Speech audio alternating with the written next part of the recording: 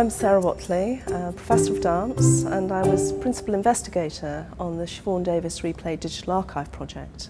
So the Siobhan Davies Digital Archive project began in 2007. It was funded by the Arts and Humanities Research Council Resource Enhancement Scheme in acknowledgement that we have very few resources for researchers to draw on in the area of intangible cultural heritage, particularly dance. Siobhan Davies is one of the UK's leading contemporary dance artists. She's been working right from the beginning, the birth of contemporary dance, modern dance in this country. So she's an excellent focus for this work. And we built the archive in collaboration with Siobhan Davies and her company because they, of course, held most of the assets, the content that we needed.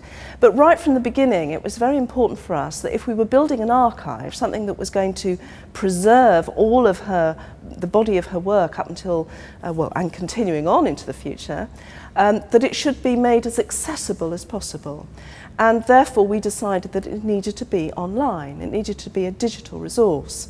And then began the journey of what that meant, because of course putting everything online isn't a simple or neutral process. Lots of decisions had to be made right from the beginning.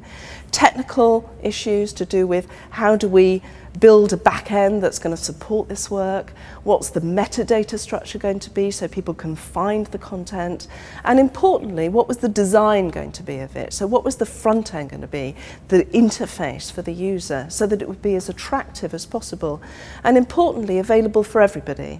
So although principally a research resource, it should be available for the casual viewer, for viewers who are interested in the arts in general, who might even find her work almost by accident, and then discover lots of information, lots of content related to dance that they perhaps wouldn't even know was there. As we were building the archive, we wanted to think about how we could experiment with different kinds of tools to support users doing things with it.